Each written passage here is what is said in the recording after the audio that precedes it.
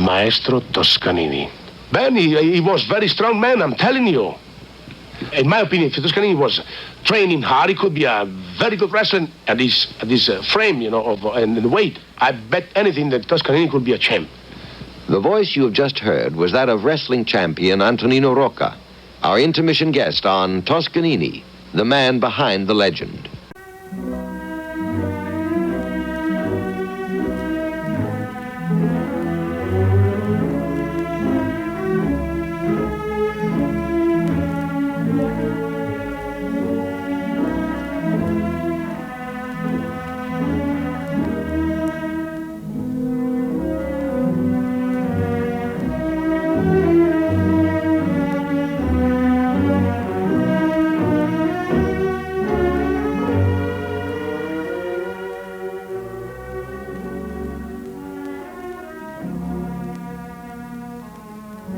On this program, we'll again welcome to our studio another friend and colleague of Arturo Toscanini to chat about his friendship and association with the maestro. Our program musically will be a varied one, selected from among the shorter, more popular works which he delighted to conduct.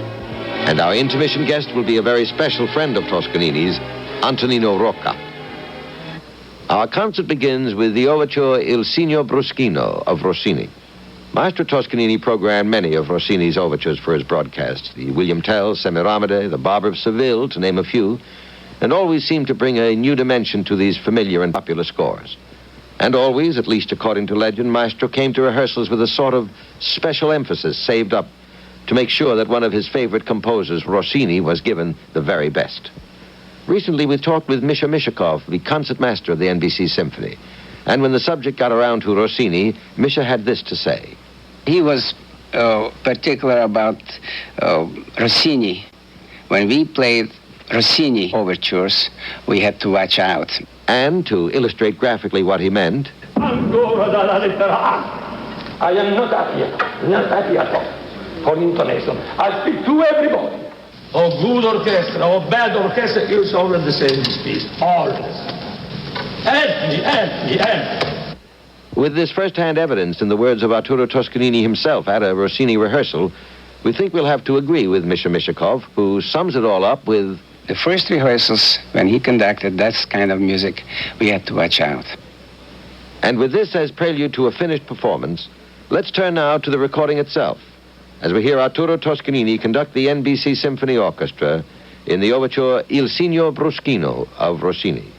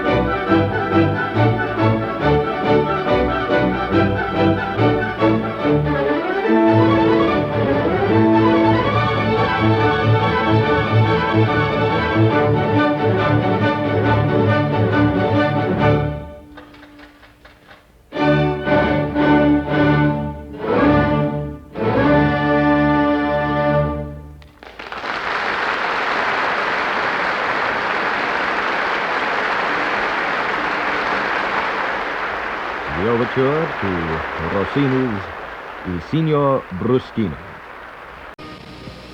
Rossini's overture, Il Signor Bruschino, has been the opening number in this concert by Arturo Toscanini and the NBC Symphony Orchestra.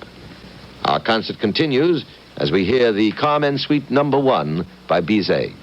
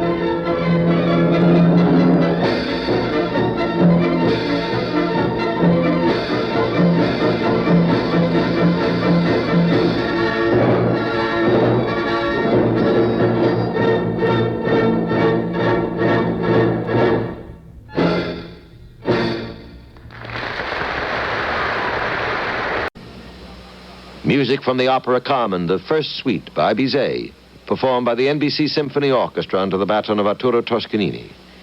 You're listening to Toscanini, the man behind the legend, brought to you each week by the National Broadcasting Company. Our concert continues now with a work scored for orchestra by Maestro Toscanini himself. Recently, while interviewing NBC Symphony librarian Jimmy Dolan, he told me the story this way. He had expressed the desire to do the Skater's Waltz. We couldn't find it in a symphonic arrangement for him, and there again he sat down, made a beautiful score, all manuscript, and there we just had to extract the parts too for a full symphony orchestra. We have a beautiful arrangement today, the Skater's Waltz. Thank you, Jimmy Dolan.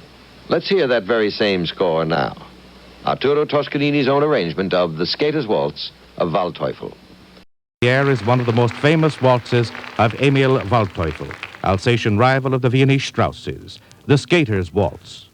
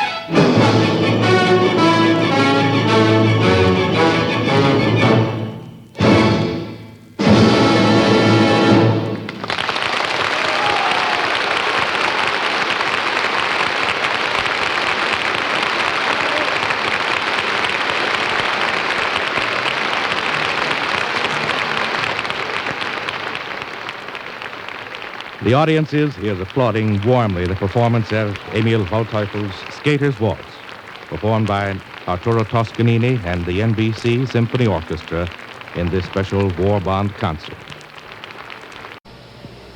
The Skater's Waltz by Waldteufel, in an orchestration by Arturo Toscanini, brings us to the halfway point in our broadcast.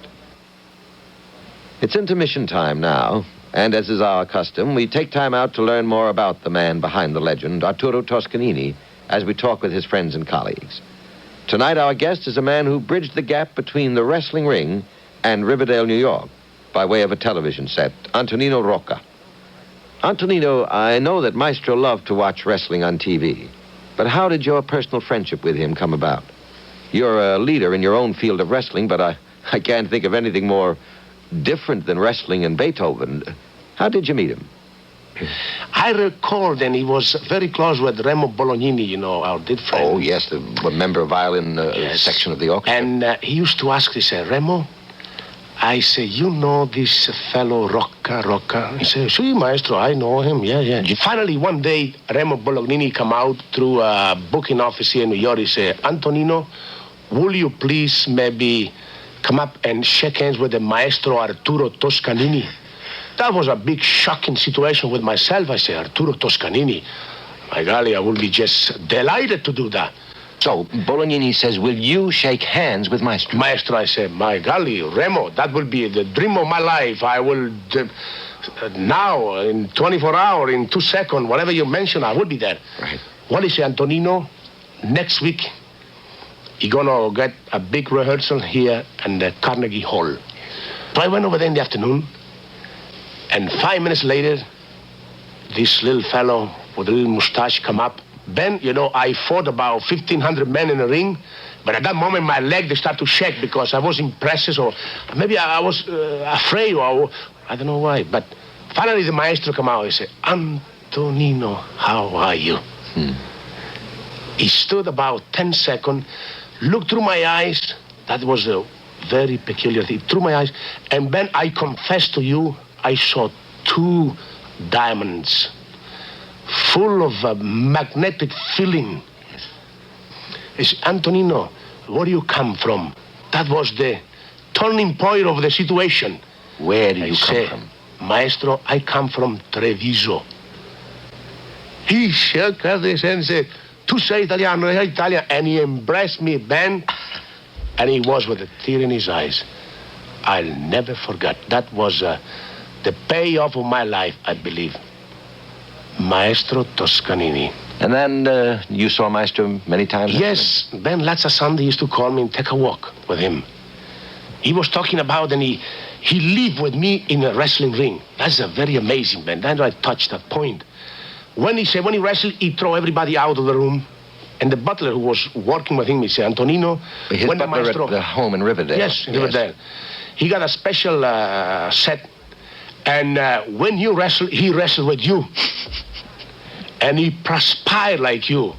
And he yelled like you and everything. He was living with me in the ring. I don't know why. He'd watch your bouts? Yes. He'd root for you, as we say. Did Maestro understand wrestling? Very much. He'd discuss it with you? Oh, yes. Yes.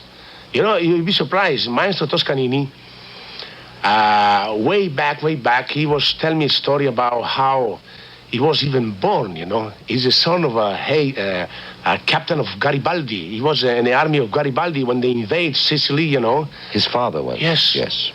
I think he was born a warrior already, you know, because he was a fighter, Toscanini. He was a great fighter. Always for everything. Yes. Well, after your first meetings and you found your immediate personal companionship, friendship, you visited, as you say, the house in Riverdale. Yes. You saw Maestro not only on the podium as the great conductor, but at home. Yes. Relaxed, informal.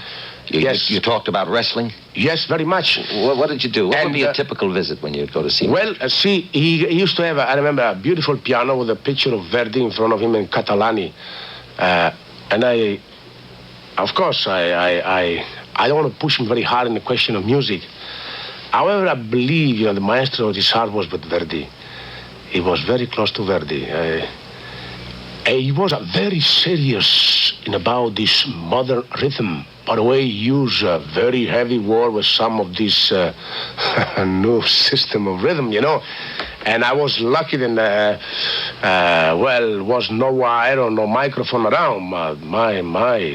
Ben, he was very molested, I will say, you know, with this, because he said... You mean about some of the modern music? Yes, because he said he's irritating his ear, his system, I don't know. Some of the broken, hard, modern rhythms. Yes. He said the music should be made by recreations of your body and mind, but not to irritate you, because then is the music, then is a crime. He was very concerned about that. You talked of the piano with the Verdi portrait on it. Yes. And you talked about music and so on. Yes. In this familiar or in this relaxed family atmosphere, you had lunches together? Yes. You know how important food is in training. Oh, yes. And Maestro was very careful. Oh, he was very careful. What do you recall of his normal diet?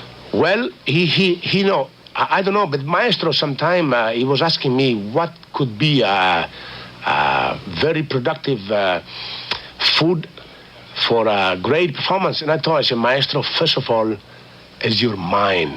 He said, yes, I know, because sometimes, even without food, and my mind pushed me out. But at my age, I must have gasoline, too, he said. You know, that was... And his gasoline usually was a soup? Yes. A good soup. He loved soup. He loved very much soup, especially if Mrs. Toscanini was around. I don't know, you know, Ben, is a peculiar thing. I was admiring Toscanini because he was a genius. To me, he was the greatest. And I was admiring him because he was a family man, too. I used to admire him more because he was a family man, you know. And this soup was something. Soup. He liked the spaghetti, you know, his spaghetti. La pasta. Do you remember any particular sauce? Well, it was la marinara. But he's Emiliano, he come from Emily, from la regione di Emilia. Over there they got a terrific cook, you know, in Bologna. He used to tell me about all this big dispute because they want to have the supremacy of even the kitchen. I said, Maestro, you are the biggest in the music and you want to be the biggest in the kitchen now. That's not fair. Did Maestro ever ask you specific technical things about wrestling, how this hold is done, what's an important hold, what's a turning point in a belt? Yes. He was amazed about my balance of wrestling. And I said, Maestro... Balance, you say? It's a different balance. See, Ben, I am an improviser in wrestling. My style change every day. I adapt myself with my opponent. And that's why Toscanini was admiring, because I was an improviser. I love to change my style every day. Did he ever ask you to demonstrate or show him a hold? Oh, yes. Did you put hands on him? Put a hold on him? Yes. This man 50 years older than you? Yes. Did he resist? Ben, he was very strong man, I'm telling you. Toscanini, if he was, in my opinion, if Toscanini was training hard, he could be a very good wrestler at this frame, and the weight. In his class, he would have been a champ. Positively, I bet anything that Toscanini could be a champ, because he got a strong determination to be the number one. Oh, by the way, he told me, Antonino, remember, never be the second violin. Play always the first. Mm-hmm. Believe me, Ben, when I heard and he died, I lost a piece of my mind, too, because I doubt, and very few men was close to the maestro. I used to understand him because was a magnetic vibrations of affection and feeling between the maestro and myself. Thank you, Antonino. Our guest at intermission time has been Antonino Rocca, wrestling champion and friend of Arturo Toscanini. Ben, we're going to reverse the situation completely. You normally ask all of the questions, and this morning I'd like to do the asking and have you do some of the answers, and I'll probably ask you some of the same questions you ask our guests. Well, you remember stepping into the dressing room, we'll say, immediately after you came down from your broadcast booth, after you had wended your way through your own admirers, of whom I remember many, stopping you and asking for autographs. But you came downstairs into the into the dressing room, and there was Al Walker and Maestro in a semi-state of undress, preparing... The big Turkish robe. Yes. Remember it was almost like a boxer's. Do you recall that? Well, as a matter of fact, I think Milton Cadams and his wife gave Maestro one in which the words champ were... Yes. Hooking back to Maestro's admiration of Rocco, the wrestler. Yes. Well, you're in the dressing room, and if it was a good program, there was always a sort of a camaraderie. No, if Maestro's mood was good. Yes, that's what I mean. The key to that after-broadcast reception or informal gathering was Maestro's mood. Sometimes he was thunderously black. Oh. It hadn't gone right. And we might not have known where it didn't go right. Mm-hmm. It was not visible to us or audible to us. Is that right, Tom? Yes, that's on many occasions. some one passage or some dereliction or something he'd worked on, or some flow that he had wanted and hadn't gotten, and he was black with anger, or not at the men so much as himself, that it hadn't worked. He reflected that mood. But let's say, for the purpose of this story, that it was very successful, and he was quite happy, even with La Mer. We'll say that a very fine performance of that difficult work, and or a Beethoven work. Well, then it was like the sun breaking through. There was a glow. Mm-hmm. There was just a glow, and people walked around muttering little happy phrases to themselves. Everyone was sort of chuckling internally. Almost the same routine happened at Carnegie Hall. Oh, before Don, I remember one vignette just comes to my mind. I came in the upstage door of the triangular dressing room, the one nearest the control room, mm-hmm. and the dressing room was right along on the left wall there, and the door swung open, and Maestro was standing bare to the waist, as he did to refresh himself and be toweled off, and he had his hands upraised. This was about 2 minutes after 3 minutes after the concert had concluded. Mm-hmm. His hands had been raised to let his shirt go off so he could be toweled off, and he was still in the mood of the music. I think it was one of the all Beethoven concerts, and his hands were upraised, and he was off with the music still. Mm-hmm. It's curious, the concentration which he had, both on and off the podium. I started to say a moment ago that the routine at Carnegie Hall was almost identical, except in this instance, we were sitting together in the broadcast booth, and the three of us, the engineer, I between you and he, and as we overlooked the stage of Carnegie Hall. Yeah, the setting there was a little different. It was a little grander because it was a theater. Yes. It was built as an auditorium. Although Studio 8H was the largest broadcasting studio in the world and had its sense of theater, it didn't have a proper stage in the sense of a proscenium and an arch and boxes and an audience with fixed seats. So there, I think I reacted to that as the theater setting. It was more of an appearance. I remember I went upstairs to Maestro's dressing room, which was a suite there. Yes, it was the green room, I think, and then the dressing room. Dressing room. And the bathroom, and the 2 exits, one for ducking out to avoid crowds, you remember? And the same greeting and exchange of questions about the program, pronunciations. I'd check pronunciations with Maestro.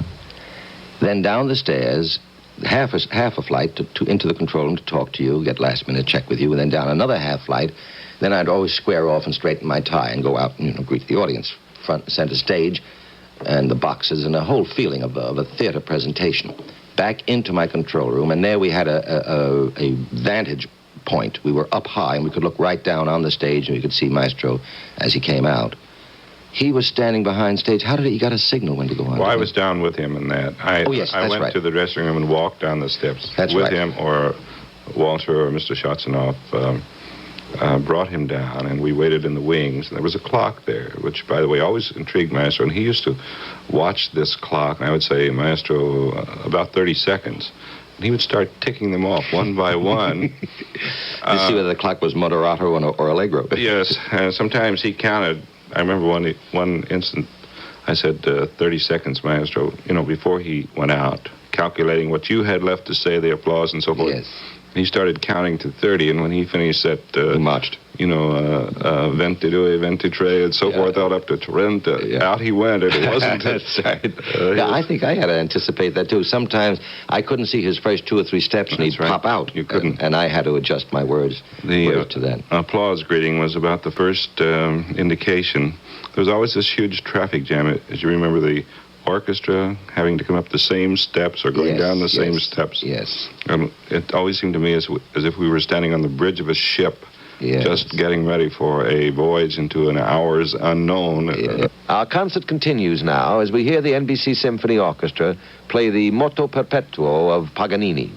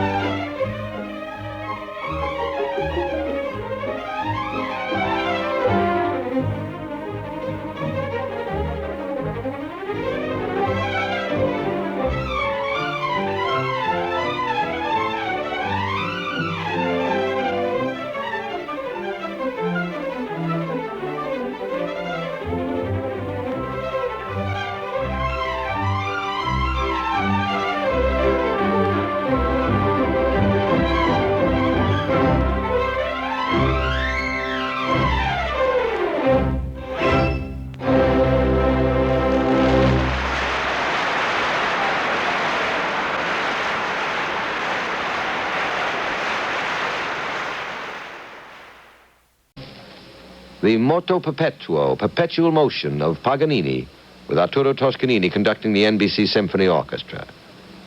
Our concert concludes with yet another popular favorite, not only of Maestro Toscanini, but of all of us as well.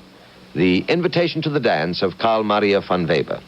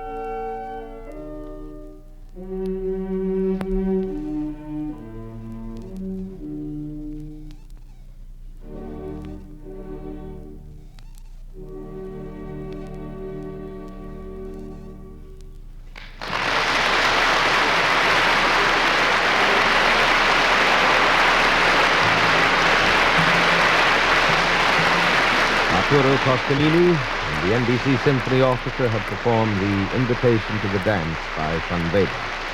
The soloists were Alexander Williams, clarinet, and Frank Miller, cello. With this performance of Van Weber's Invitation to the Dance, we've come to the end of another broadcast in NBC's new series, Toscanini, the Man Behind the Legend. Future broadcasts will include the Symphony No. 88 by Haydn, Brahms' Variations on a Theme by Haydn, and an old Wagner concert. And among those appearing for our intermission interviews will be Al Walker, NBC's personal aide to the maestro and his close friend and confidant, and Jimmy Dolan, the librarian of the NBC Symphony Orchestra through all the years of performance with Toscanini. Also scheduled for interviews in the near future are Robert Merrill, Salvatore Baccalone, Rose Bampton, Misha Mishakov, Andrei Kostelanets, and many others of Maestro's friends and colleagues.